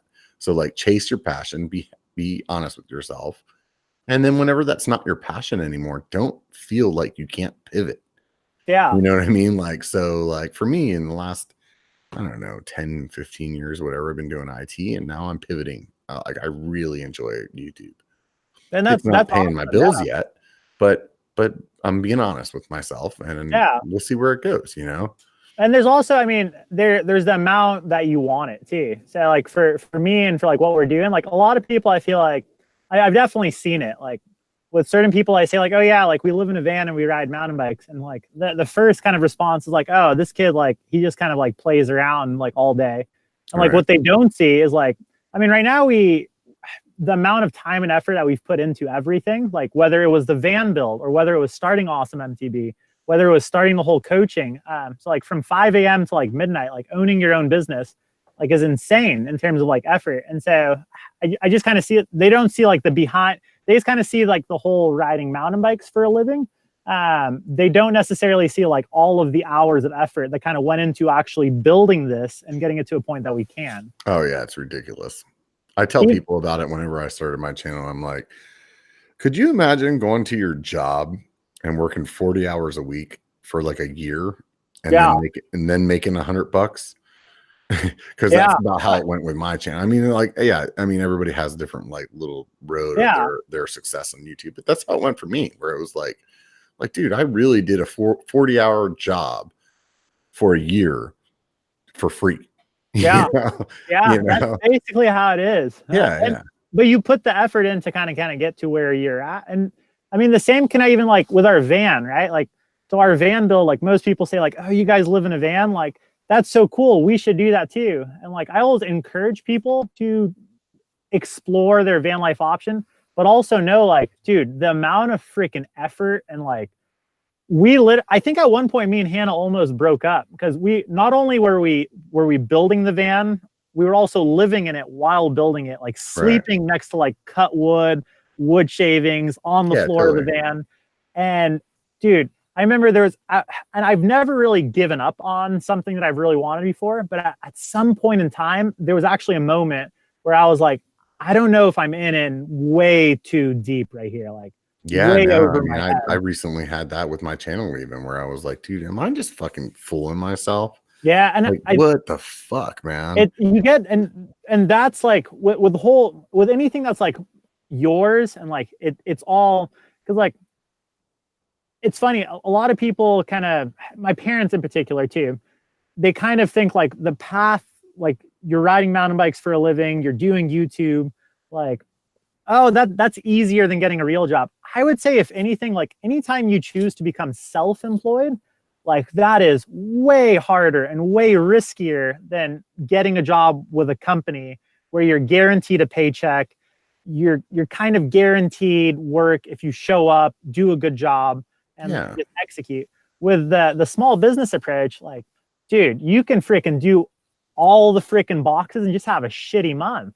And you're not getting paid. And so it's like, it's one of those where like there's so many kind of risk and all this stuff. But if anything, what I think would actually benefit society is if explaining this like in high school, dude. Like if I learned about this stuff from like an earlier age, I feel like I would have been way more prepared for like all of the like hurdles and stuff. Obviously, there's only so much you could teach about van life. But I think podcasts and YouTube channels, like this in particular, where people are being honest about the trials and tribulations, because it's really easy to like be a high school kid and see, oh, look at Mo, dude, he's like living in a van, he's got a beautiful lady and they're happy and they're just driving around the world, freaking riding bikes. That's awesome. And like to have a forum like this where they can actually hear the truth of the matter. You know, I watched a van life video not too long ago. It was like one of the big van lifers, and they were like, these are like the 10 things that nobody thinks about in van life. And they like broke it down like on the real. They were like, hey, you're pooping like 2 feet away from the person that you love. like you guys got to be on a level. You know, like this is not like, oh, okay, you stay in the kitchen, I'm gonna go in here and drop a deuce. No, dude, it's fucking happening right here. Dude, there's times where you open the pee bottle and the pee bottle has been sitting for too long and the whole fucking van smells like piss. And there's a lot of, and that's the other tough part too, is with content creation, especially YouTube. It's anyone can YouTube and anyone can put any content out there. And so what we tend to see in the van, because we also look at van life content as well. Yeah. And so we see some van lifers that are just literally pulling out of their freaking behind, dude. Like, it's just like it's all drone shots and drone beaches, shots and beaches and bikinis and all this stuff. And you're just we're watching those videos and we're like, that's not real. Like that's like, where's your pee bottle? Like, where's the van that becomes a mess after like an hour of freaking living in it? There's you know, and that's the dichotomy of the thing though, is if you really show it, is like people actually don't want to fucking see the real thing, you know, like, because there's been some times in my channel where I was being super transparent, and I came to find out like people actually don't want me to be that transparent. You know, like, so I can understand it, but on the other hand, it's like, to me, like there's a part of me where it's like, I want to show it how it really is, man. So with our content, I mean, we'll never show ourselves like peeing in our, Hannah's got like what I call basically like we call it her penis, basically, where it's basically like a pee funnel. Is this crossing the line? I don't know if we're crossing the line right now. You might want to check your relationship. No, she's fine. It's more so, is this gonna kind of affect your channel? No, I'm good, dude. My channel is way good, dude. Believe me, these guys are fucking idiots. No, I'm just kidding. It's this pee funnel system that basically allows her to like pee like in a bottle. I've seen that, dude. Lots of chicks talk about they always wanted one, and then fucking Amazon has that shit. So we've actually seen some van lifers like video themselves as they're peeing. And we're just like, whoa, like that. I mean, obviously it's the real thing, but like that wasn't YouTube. That was Pornhub, dude. That was fun. It was funny, like talking about Pornhub. Me and Al, I'm not sure I can bring up. I can't go into detail on this conversation, but we basically had a really good conversation on we tried predicting what type of porn different YouTubers watch, or YouTubers watch. Oh God. But yeah, I don't know. I don't even want to ask what you guys thought I was. I don't think I could disclose any information from that conversation. That sounds awesome. That's going to be on my biker camp fucking Jeopardy this year, dude. It's going to be Billy MTB rider for 1,000. What kind of porn is he watching? Dude, it was a really good conversation. So it was fun, Matt. But yeah, so like with our content, obviously you won't see any of us kind of actually using the PJug, but like we're not like, we'll show our van completely freaking rattled mess wise. Right. We show like the whole reality of it. You guys have a dog too, right? No dog here. No dog. Okay. Yeah, we want a dog, but we just feel like it wouldn't be fair for the dog, like right at this point in time. Just because, I mean, the dog would probably be sitting on its own for a good amount of time in the van, and it just we wouldn't feel good about it. Yeah. I mean, you got to get a solid trail dog if you're going to be like running the shit out of them, you know? Yeah. And then also dogs bark. And I'm the type of person, like with dog stuff, like obviously you want your dog to kind of be well trained so that they don't affect like someone else, like they don't bite someone else. Yeah. But in terms of like actual training, like I'm not too into the whole, like put the shock collar on so the dog never barks. Like a dog is a dog. Like, yeah. And so I'll tell you this right now, Mo, like a lot of that depends on the dog itself. Yeah. And also it depends on the people that are training it. Like, honestly, like you don't have to put a shock collar on a dog to keep it from barking, but some dogs are just barkers. Like it's like a roll of the dice when you get a dog. You don't necessarily and the tough part for us is we would definitely adopt if we were to get a dog. And it's just when we're in these residential neighborhoods sleeping at night and trying to be quiet, like in the van, like to have a dog that might bark and give us away, or if not give us away, someone will be like, dude, so funny story. This is like a side story, but when I used to have that Nissan, dude, I had someone walking by my van and he took his skateboard and he bashed my rear window in. Wow. And I remember, dude, he did it right in front of my face. And I remember I was eating an acai bowl. For those of you that don't know what acai bowl is, it's us Southern California. It's like our magical berry fruit, like all this like toppings, granola and stuff. But I remember like seeing him do that. And dude, I'm not a fighter. And so I was like eating my bowl. I was like, dude, like, why'd you do that? And he's like looking at me and he's like so shocked, like we're come face to face. And I'm like decently bigger than him. So I think he got a little intimidated. And I was like, what? And then he just goes, I thought there was a dog in there. And dude, just walks away. And I just remember just watching him walk away. But so that's a side note story about dogs. I know. I can understand that. And there's definitely some people that are a little freaking high strung with that shit in California. But we definitely want a dog, but for right now with the van life and stuff, we're kind of keeping it. We're having trouble taking care of ourselves. So yeah, I mean, fuck the dog. You might as well just have a baby. You know? No baby anytime soon here, dude. The world is not ready for another. I always joke around, like I'm a pretty stubborn person, and I'm definitely I'm very like charged mentality in terms of like my thinking. And it's funny because my dad is the same way, and my dad always used to joke, like raising me, I was very stubborn. Like, man, you're my punishment for like how I treated my parents.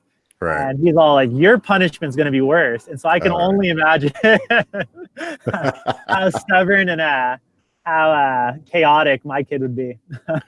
So let's talk bikes a little bit. Yeah. What are you riding?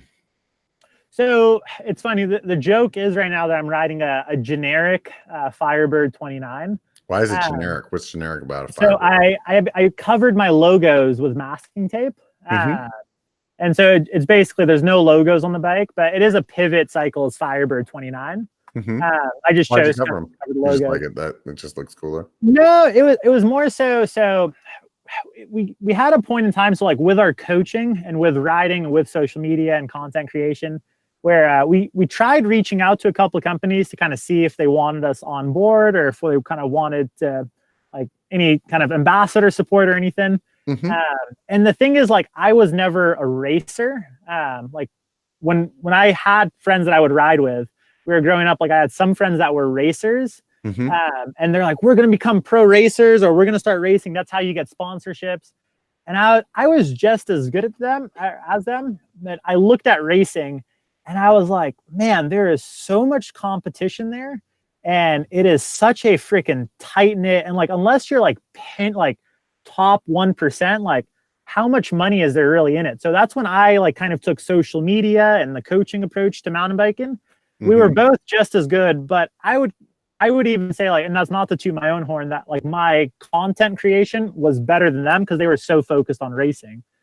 Right. So how does that come into you covering up the logo on your bike? Yeah. So that's when so I would just basically like live to ride bikes, and I would create all this content. I would take videos of myself on these bikes. I really focused on Instagram content. And then we got picked up by a couple of like weird Chinese app companies. Mm-hmm. That we basically create content for them. They're not mountain bike affiliated, but they want our content that they're sharing on their platform. Okay. And then we started looking at like our views and our impressions and our reach, and it was reaching so many people. And I was like, wait a minute, like this is like marketing, like free marketing for these companies. Right. And so that's when you know too, like gear gets expensive, your time, all that stuff. And so like I was creating all this stuff, and I felt like I was also selling bikes for these companies, specifically Pivot. Uh-huh. And then like when I started asking these companies like, hey, do you think you would want to be on board like the Awesome MTB program, maybe some rider support? We'd always get turned down just because it was like, you're a YouTuber and you're a social media, you coach, like the racing wasn't there. They want like, oh, what's your race resume? What's your like that profile? And then for me, like the whole reaching out to someone was very awkward to begin with. And then to like have like just continuously being shot down. And then that's when I was like, you know what? Like, I'm just going to cover my logos. And eventually if someone wants to support the program, I feel like that would lead to the most natural relationship between me and a company. Do you feel like it's wrong and like not promoting the bike that you're riding though? I mean, at the end of the day, dude, that's the bike that you chose, like regardless of if that puts money in your pocket. I mean, that's the bike that you chose too. Yeah, but from a marketing perspective, it's kind of the same with other sports. Like in certain industries, like if you're not sponsored by a certain company, like you cover up your logos. And that's not to say like I have a vendetta against Pivot Cycles. It's that I see how many people my posts and my content and my videos are reaching. Yeah. And I just don't like, if I'm going to do anything with my logos, I'm going to put patreon.com/awesomemtb like on my bike. Because those are people. I totally understand where you're coming from. I disagree with you, but I understand where you're coming from. I have the, a similar thing with Santa Cruz. I mean, obviously I love Santa Cruz bikes. And I've reached out to them, and they could give a fuck about me. Some fat dude that doesn't have a lot of like 100,000 subscribers or 200,000 subscribers. I totally get where you're coming from. I just feel like, I feel like if I ran a marathon with Nike shoes on, like Nike should get some freaking cred for that, because I mean, those are the ones I used. You know what I mean?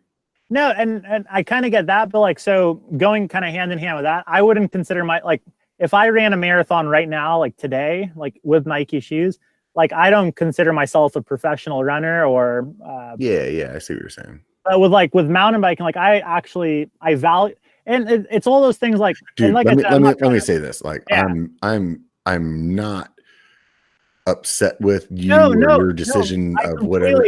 I'm having a conversation. I just we don't know each other. You know what I mean? We don't know each other. I like it too, because we're actually working on an article where I'm actually typing out the exact because I feel like I can formulate better with written words. So like for me, like it's all that like, what do you value what you're putting out at?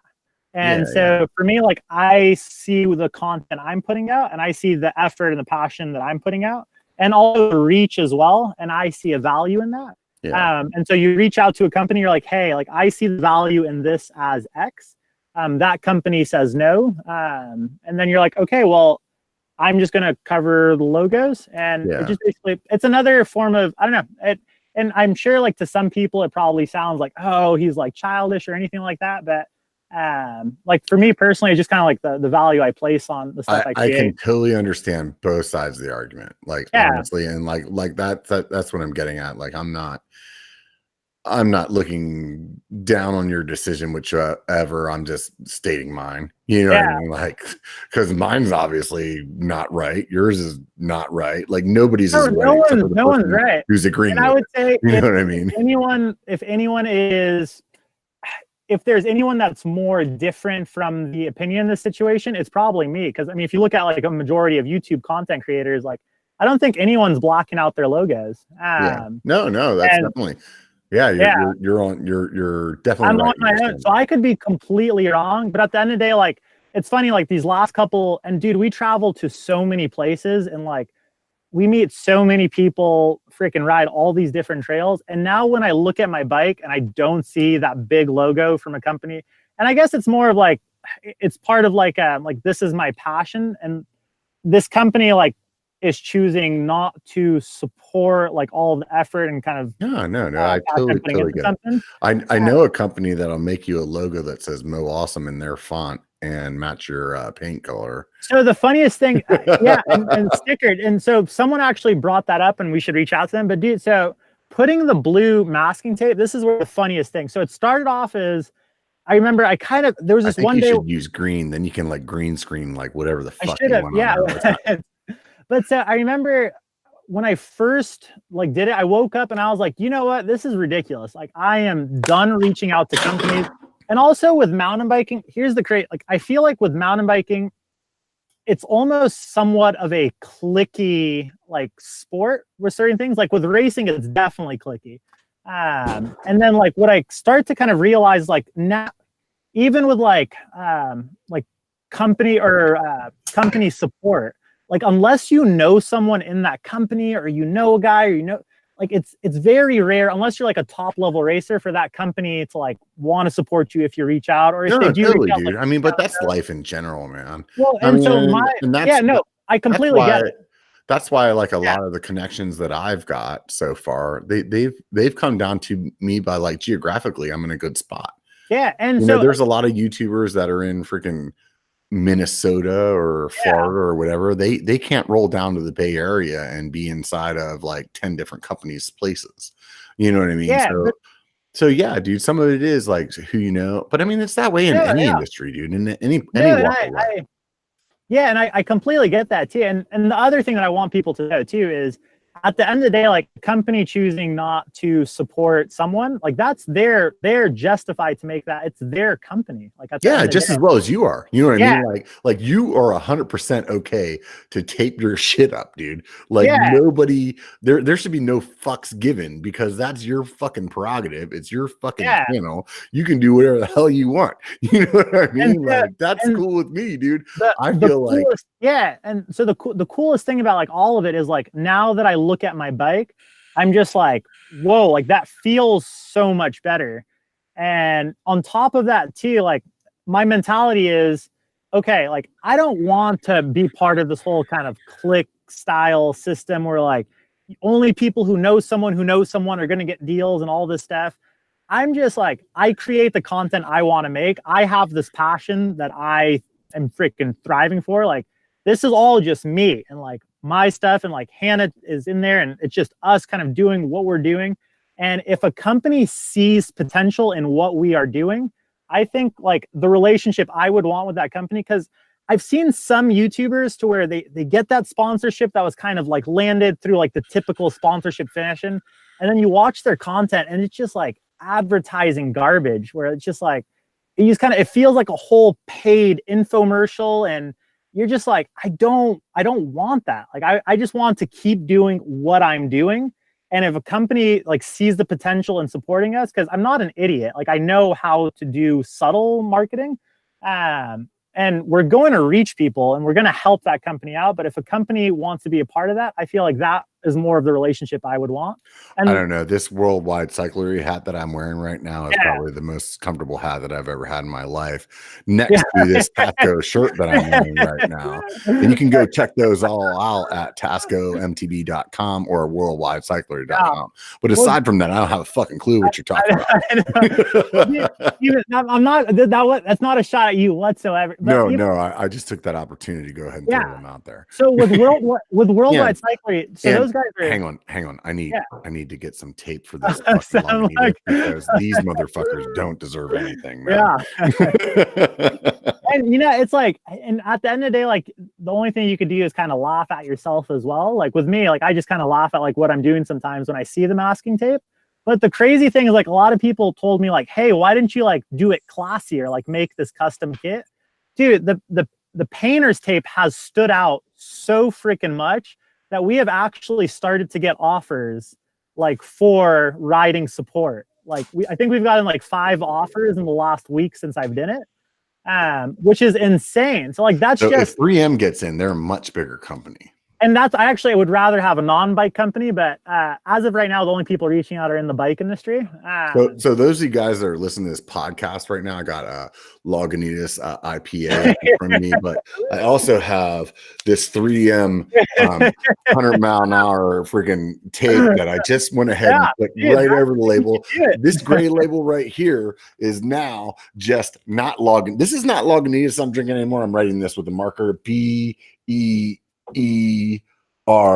or if I'm Jeff Lanowski, I can throw it backwards and say it's Reed. And now I have a sponsorship. So I mean, what the fuck? That's, dude, you're sponsored now. That even though like the worldwide cyclery guys, they were super freaking rad. Like, and I don't ride for worldwide cyclery. I just work with them.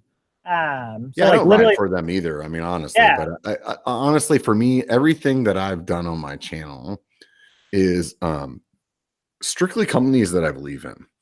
So if I'm talking about something from Tasco, for example, like honestly, the shirt that I am wearing, it's fucking awesome. They came out with a shirt that is like cotton, but it's also wicking.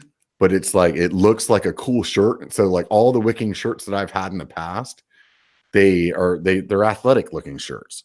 And they actually came out with one that's athletic and wicking. Dude, I'm going to freaking talk about it. You know, like honestly, because it's a freaking cool shirt and it meets what like I would be stoked about. Like I'm stoked that I could have a shirt on that I could ride in that doesn't freaking chafe because it's not 100% cotton and it dries out quick, but it also looks cool after the fact. You know what I mean? Yeah. And I mean, like I said, at the end of the day, I am probably the minority in terms of kind of what I'm doing with that stuff. But there's some brands like with like my TLD helmet, everyone's been telling me like, oh, you should block out the name on that. Like, dude, that Troy Lee helmet has literally saved my life. Like I think 6 or 7 times now. Like, I don't mind a little bit of free advertisement for them. And at the end of the day too, dude, like me covering up my Pivot logos, I highly doubt that has affected Pivot whatsoever. Every one of us that rides bike, dude, I could cover up the Santa Cruz logos on my bike all day long, dude. You know a Bronson when you see a Bronson. Yeah. And you people know a Pivot know when you see it. I know a Specialized from a mile away, dude. I don't even ride a Specialized, but I know what that frame looks like. Yeah. So I see what you're saying there. Like, just me personally, I just feel like I don't know what it's worth, but I mean, I get where you're coming from. I totally get where you're coming from. So I guess like and another kind of good, like, and without, I guess like a sort of explanation for it too, is like, for me, like I ride every day, all day, travel all these places, create all this content, right? And so say I have Pivot on my frame and it says Pivot Cycles, big, freaking loud, bold lettering. When a company like Santa Cruz or something like that, like if they reach out, which I mean, they're never going to, we're way too small and all this stuff. Right. But say a company reaches out and they ask you like, hey, how much is Pivot paying you to kind of put that there? And then you're like, well, they're not paying me anything to put that there. I'm just freaking rocking it. Like, where is the financial incentive for that company to be like, oh, hey, like, well, then why should we pay you X versus, and I hate to sound greedy, but I guess the big thing is just kind of like, it's what I kind of value, like the marketing space on the bike I'm riding right now. Dude, I mean, at the end of the day, dude, you're trying to fucking put food in your mouth, dude. I get it. Yeah. Man. Like, and so like my perspective is totally different, dude, because my channel is not putting food in my mouth. My channel is just barely putting parts on my bike or beer in my fridge. You know, so I get it, man. I totally get it, dude. So let's move past that. Yeah. And let's get to a much more important topic. You're riding a 29er, huh? Mm-hmm. What the fuck, man? How did that happen? Are better than any other wheel size out there. All right, that's weird. My internet just cut out. No, Awesome's gone. That's weird. No, not so awesome anymore. No, so 20. Why did you ride a 27.5? Are you old have ridden a 26er? I mean, I'm just so I've ridden a 26. I used to have a Noli Endorphin. So I'm also a bike whore. So every 3 months I get a new bike. And it's basically just like, that's kind of, it started off with me just like wanting to try new things, and then it turned into a gnarly habit.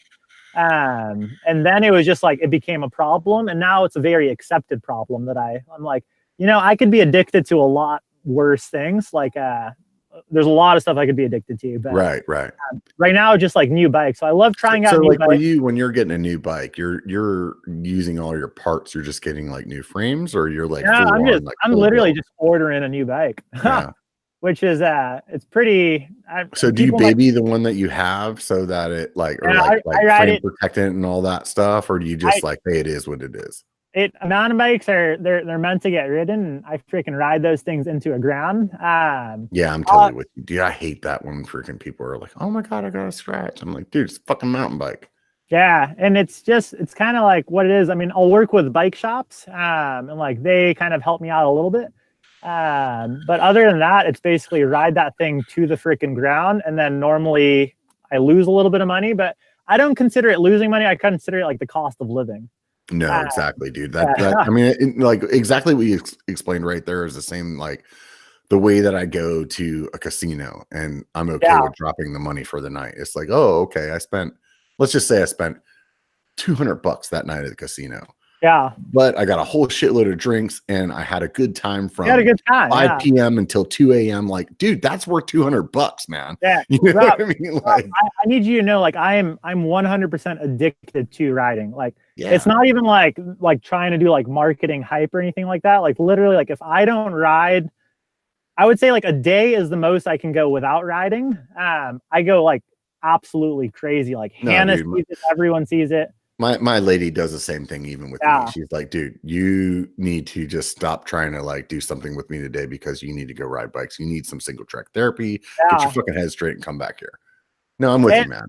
And so I did 26 for a while, and then I tried 27.5. And then I tried a 29er, a 9er WFO. And I remember riding that bike, and then for whatever reason, I went down in wheel size after that. I don't remember exactly what. I think I got a Bronson. Do you remember the pink Bronson? Yep. Yeah, so I got one of those, and after that, I kind of got on this 27.5-inch kick, where it was just like I would just get a new bike, and I was just interested in trying everything with that wheel size, and it was really fun, really nimble, and I became like this 29er hater, where I was just all like, dude, 29ers are whack. 27.5 is where it's at. The only reason that I ever was a hater on 29ers was purely because they just didn't handle the same way. Yeah, there was that too. And but so they've gotten better. Dude, so I basically, the first 29er I got on after my 27.5-inch kick, I think was like a Yeti SB55, I think. And I got on that thing, dude, and I was like, oh my God, I have been wasting my time for the last 3 years. I should have been on 29ers. And ever since that, it's like been, the rollover is insane. The traction's insane. You just feel like your ride is a little bit more efficient. But that being said, like a 27.5-inch wheel size, I feel like I have a little bit more fun. So like, I like to do a lot more free ride stuff. And so like anytime like a trail is like vertical and there's like a rut, I feel like the 27.5-inch bike ends up sinking into that rut a little bit easier. You kind of feel like you have a little bit more. I feel like the 27.5 handles highly technical situations better. Yeah, I've been in some technical situations though where I like the rollover of 29. So like Sedona, for instance, where like you're just like you need that big wheel to keep you alive. But I do understand like really tight twisty trails. Yeah, the twitchy stuff. The twitchy stuff, like that quote unquote wagon wheel. I mean, it just picks a little bit of its own line. Before I had the Chameleon, I was a full-on 29er haterish, you know, and waiting to be like amazed. And with the Chameleon, it's definitely started to. It's one of the first 29ers that I've ridden that the handling is there. It's a drag, dude. It's the shorter chain stays, or maybe, who knows exactly what it is. Yeah. But these companies are really starting to get it down. Have you tried a 29 full suspension yet? Yeah, I've ridden a few of them. Some of them that I've ridden though were like long travel, and maybe just it wasn't dialed, like the geometry wasn't quite right. The thing that really got me like sort of like starting to sip the Kool-Aid was the 27.5 plus. Yeah, because it's almost a 29er, but the traction for a guy that's like you know, over 200 pounds, like that traction that you get on that plus size tire is just amazing. Yeah. So I was like feeling like that traction. I'm willing for that traction. I'm willing to give up some of that twitchiness. But then, so like riding a few bikes like that, I'm like warming up to it. And then starting to get on some 29ers that like they really have this the geometry dialed. And now I'm starting to be like, okay, I can see where this is going. I'm not in a place where I'm ready to give up the Bronson. I love the 27.5-inch wheel size. Yeah. And I'm also like, you know, a typical like doesn't like change type of person. So I think that's where I'm at for right now. But the Chameleon is definitely like kind of opening my eyes up a little bit. Dude, at the end of the day, and this is what I tell people all the time, like it literally does not matter what wheel side you freaking ride. Like as long as you freaking ride. And that's where, I mean, working in a bike shop, I saw it a lot. I feel like some people get hung up on, 27.5 versus 29, 29 versus like 29 plus, head angle, seat angle, and all this stuff. And like, yeah, for me, like I love geeking out over that stuff just because it's just something I do on the side. But I feel like some people spend too much time getting hung up on that. And I totally agree with you, dude. The bottom line is, do you go outside and ride? Yeah. You know, that's the same argument that I have with e-bikes. It's like, why the fuck do you want to sit here and have a whole argument about whether it's good or bad, dude? If it makes somebody get off their couch and go outside instead of playing like Guitar Hero, I would much rather than ride real bikes or e-bikes or 26 or 29 or whatever the fuck it is, 37. You know what I mean? I'd rather watch them do that than play a video game about riding mountain bikes. Yeah. You know? And most people, for the most part, when I saw like working in a bike shop, especially that customer that like would spend months like agonizing over what bike to actually get, like I would literally just tell that guy, dude, whatever you buy, you are going to like love. Yeah. Like, especially if it's in the right category, like, and I'll make sure that I get you pretty close to that category. But when it doesn't matter what bike you have, even if you're fucking Aaron Gwen, dude, somebody else will ride a bike that's a different geometry, a different wheel size, a different component set than you, and do better. Yeah. You know, so like the bike it is not the bike, it's the engine. End of story. 100%. Yeah. And now, so what is the number one thing in your bike coaching stuff that you really find yourself over and over again, like hammering into people? So it's funny, like there's different types of coaches out there, and I'm a yeller. So like my whole kind of coaching thing is like, obviously like I'm very patient, but with certain things, like the biggest ones that I find myself yelling are look up, look where you want to go, shift your body weight back. But like anytime like I see someone on the trail, like I'm coaching someone, like I end up instinctively like yelling, look up. Cause like it's funny you say that. I don't know if I edit it out of my videos or not. Maybe sometimes I do, sometimes I don't. But a lot of times on the trail, that's one of the things I tell myself. Like I'll notice I'm focusing too much. Like I'm not looking out far enough. And I'll say to myself out loud, look up, Rob. Like you need to be out like 50 yards instead of freaking 20 or 5 feet. You know what I mean? Like get your eyes up and look at what's up there, what's underneath you, like your subliminal mind is catching on to. You know what I mean? So basically what's happening, and this is what I kind of explain to a lot of riders out there, especially when I'm working through coaching, is there's basically a delay in between what you're seeing and what your body is actually reacting to and processing. Yes. Yeah, totally. So like I always tell riders, if you're looking down at your tire, like I don't care like what you actually see, it probably is too late for you to actually react because there is that delay. And so what looking up allows you to do is it allows you to give your body time to actually react to the trail. So oftentimes like that's the biggest thing I find riders doing. In terms of braking technique, normally they'll get into like the chunkier bits. The first thing I see is a lot of riders, most riders, when I am working with them, they have a tendency to, they think like, oh, I need to get low. So all they really do is they bend their knees.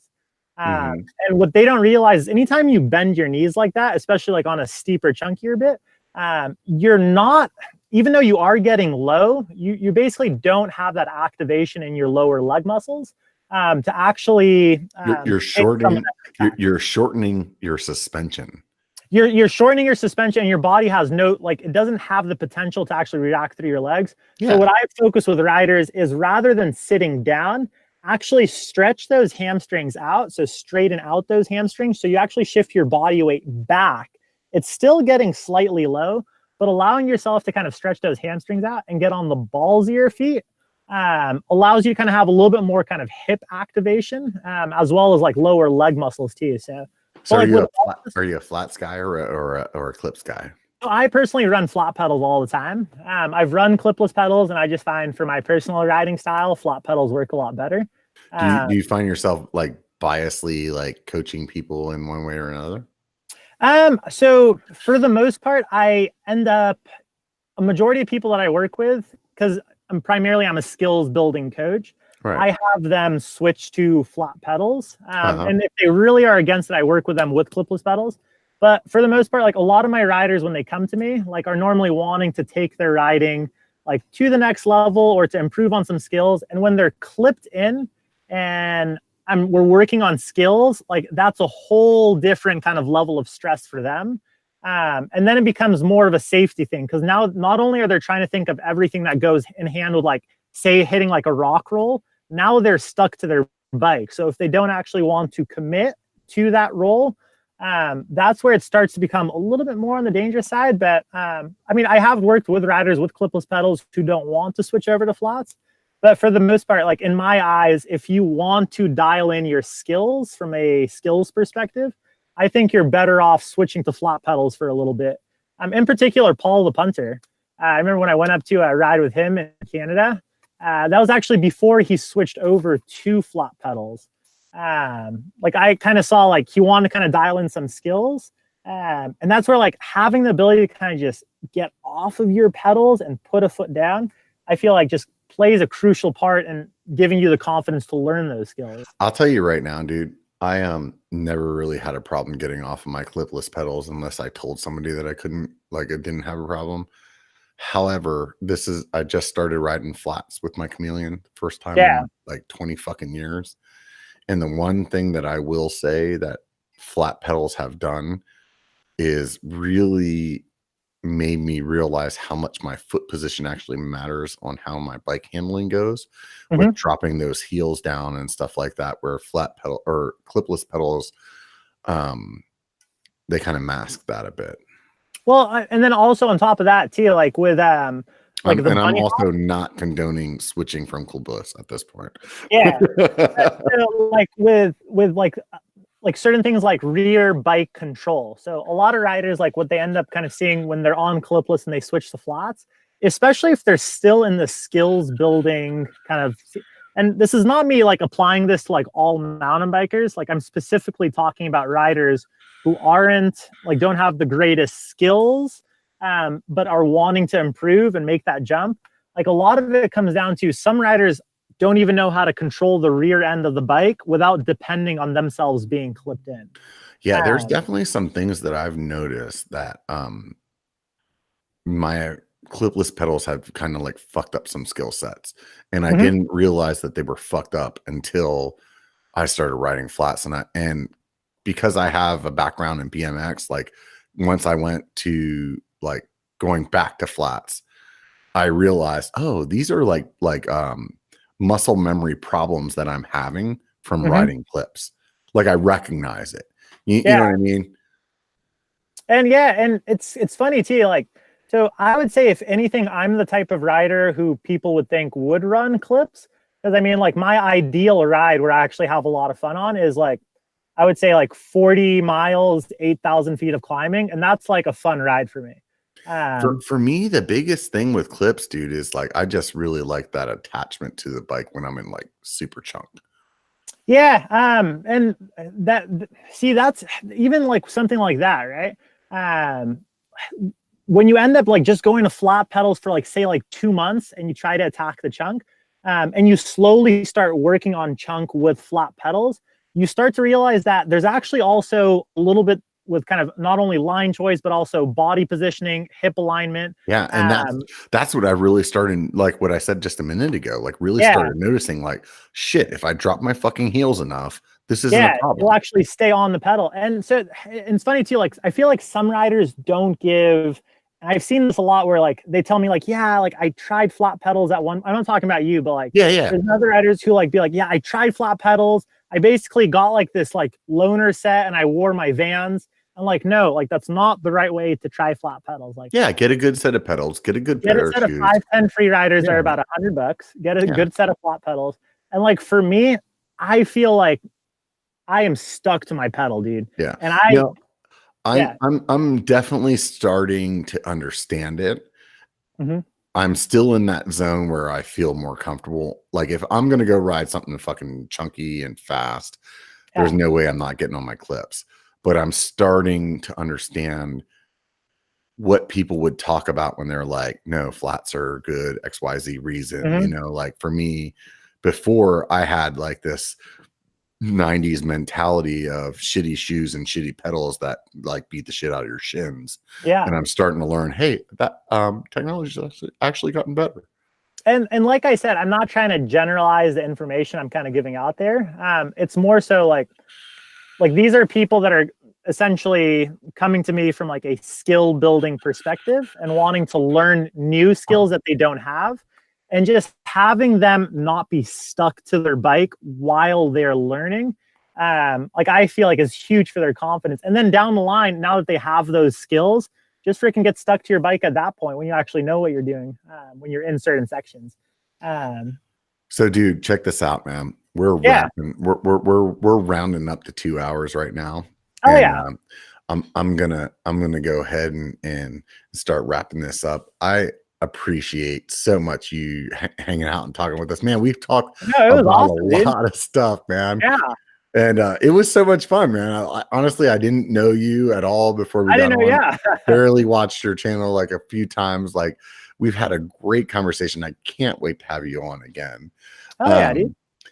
I want to say thank you to everybody that threw up a super chat while we were talking. I tried to like hit you guys up with the keyboard action while that was going on. Oh, is there a chat going? Yeah, dude. Whole time. Oh, wow. It's weird. There's other people listening to us, right? like, thank you guys so much for all the support. If you guys haven't hit the thumbs up button, you should probably do it right now, because there's 67 people watching and 59 thumbs up. We should probably see if we can get that at least 100 before we go ahead and wrap this thing up. Once again, dude, thank you guys. No, thank you for having me, dude. Yeah, thank you, Mo, and thank all you guys for watching and subscribing to the channel. If you haven't subscribed to the channel, you're just watching this shit fucking like one of those 47% or 53%, whatever it is that doesn't subscribe. Hit the button right now. It's down there. Big red button says subscribe on it. Push that button. It makes me happy. I like being happy. If you want to support the channel in any way other than just hitting the subscribe button or the thumbs up button, You can do that by stopping by like shop.biker.com. You can get a cool ass biker hat instead of this weak ass worldwide cycler one that I'm wearing. You should be putting the biker hat, dude. Right? I know I should have done that today. I wasn't thinking whenever I started. So also, this is also a podcast for those of you guys who don't know. So it's on Google Play and iTunes. Do me a favor, go by there and write a review for this thing. I really want to see the podcast kind of like up its level. And it does that by you guys writing a review or going like throwing some stars or whatever the hell they do over there. At the end of the day, though, thank you so much, Mo. I'm so glad that you got on, dude. We had a great time chatting. Hopefully you make your way up to NorCal. Yeah. And we can do a little something together. Maybe you can teach me how to ride flat pedals better than I'm doing right now. No, we'll have that porn conversation. Exactly. Do you have a sign off on your channel that you say? Yeah, it's and until next time, you guys, ride awesome. You ride awesome. You. Oh, that's awesome. So I have a little one too. Those of you guys may or may not know it. It only takes a bike to be a biker. Biker. Get out and be one.